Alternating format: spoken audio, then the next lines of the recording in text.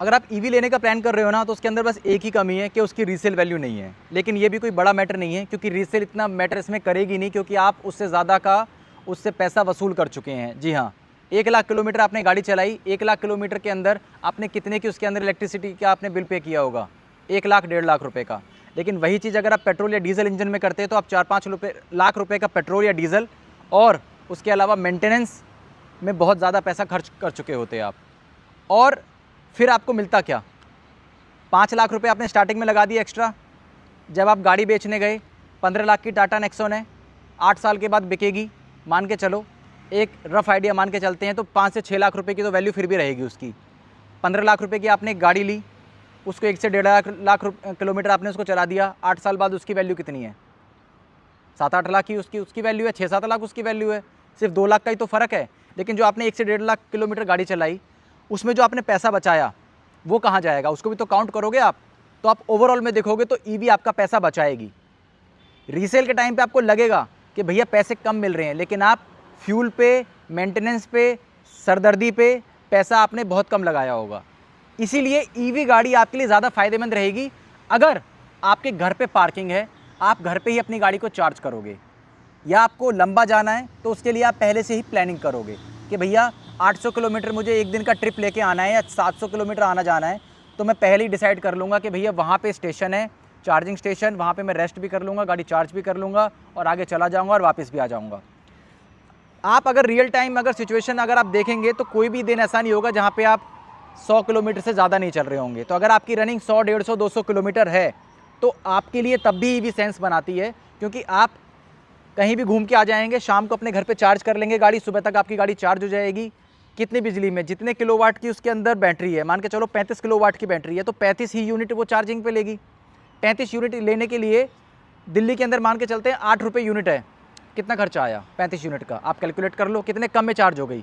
वही अगर आप बाहर चार्ज करोगे तो आपको 20 रुपये, 22 रुपये, 25 रुपये उसके हिसाब से चार्ज लगेगा, तो वहाँ पर थोड़ा सा महंगा पड़ता है। लेकिन अगर आप कि घर पे पार्किंग है और आप घर पे गाड़ी को चार्ज करोगे, तो आपके लिए ईवी बहुत ज़्यादा सेंस बनाएगी और आपके बहुत सारे पैसे बचाएगी। इसको आप लेके बेचने के मतलब से मत लेना। आप पहले से ही आपका दिमाग होना चाहिए, आपके अंदर पहली समझदारी आपको रखनी है कि मैं 8 से 10 साल अपनी गाड़ी रखूँगा ही रखूँगा। जी हाँ, 8 से 10 साल का मतलब हो गया कि आज की डेट में कम से भी कम आपको 8 साल की बैटरी पे तो वारंटी मिल ही रही है, और कम से भी कम 1.5 से 2 लाख किलोमीटर हर कंपनी वारंटी दे रही है आपको। इस 8 साल के अंदर होगा क्या? आपकी जो 100% बैटरी कैपेसिटी है, वो ज़्यादा से ज़्यादा 80% तक ड्रॉप हो जाएगी अगर आप घर पे चार्ज करते हो तो। ठीक है, तो 80% तक ड्रॉप होने का मतलब है कि अगर आपकी गाड़ी 500 की रेंज दे रही है, तो 8 साल के बाद वो 400 की रेंज देगी, बस इतना ही फ़र्क आएगा। लेकिन आपकी रनिंग कितनी है डेली की? 100, 150, 200, ज़्यादा से ज़्यादा 500 किलोमीटर तो डेली की रनिंग है नहीं है आपकी। आप टैक्सी में तो गाड़ी चला नहीं रहे हो, तो कोई फ़र्क नहीं पड़ेगा उससे। आप देखोगे कि आपके पैसे बहुत ज़्यादा बच रहे हैं, आपको गाड़ी चलाने का जो मज़ा है ना, वो बहुत ज़्यादा आ रहा है, और आपका खर्चा भी बहुत कम हो रहा है। ऑटोमेटिक के मामले में भी इसका कोई मुकाबला नहीं है, क्योंकि सबसे बेस्ट ऑटोमेटिक इसका होता है।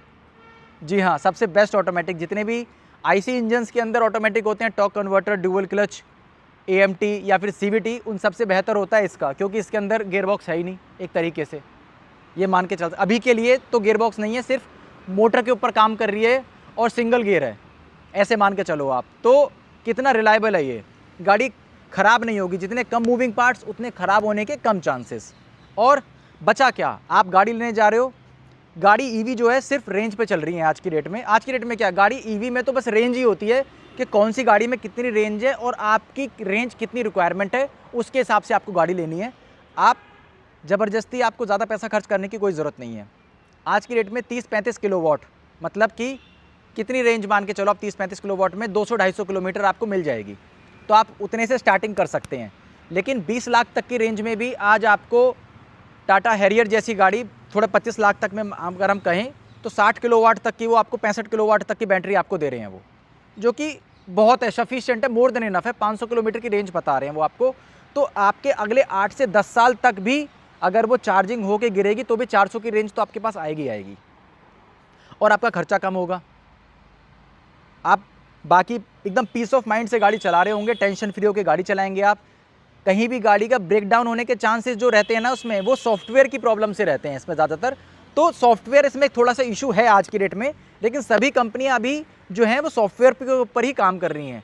गाड़ी बनी बनाई है, गाड़ी के ऊपर कोई R&D नहीं करनी है, बैटरी की R&D है सारी और सॉफ्टवेयर की R&D है कि भैया किसका सॉफ्टवेयर कितना ऑप्टिमाइज्ड है, कितना हीट बैटरी को चार्जिंग के टाइम पे वो अच्छे से डिस्ट्रीब्यूट कर लेगा, रोक लेगा, और गाड़ी को चलते टाइम पे वो ओवरहीट की वजह से, बाकी चीज़ों की वजह से चीज़ें ख़राब नहीं होंगी। बस ये मेन है, सारी टेक्नोलॉजी इसी पे काम कर रही है। आप तो आप अभी की डेट में, आज की डेट में अगर आप सिटी में रहते हैं या कहीं पे भी रहते हैं, गाँव में भी अगर आप रहते हैं और आपकी रनिंग कम है ज़्यादा है, इसमें तो ये भी फ़र्क नहीं पड़ेगा आपका, लेकिन आपको गाड़ी शॉर्ट टर्म के लिए नहीं लेनी है। ये गाड़ी लॉन्ग टर्म के लिए है। मतलब साल 2 साल में अगर आप इसको लेंगे ना और आप इसको बेचने जाएंगे, तब आपका नुकसान ज़्यादा हो जाएगा, तब आपको इसकी रीसेल वैल्यू नहीं मिलेगी।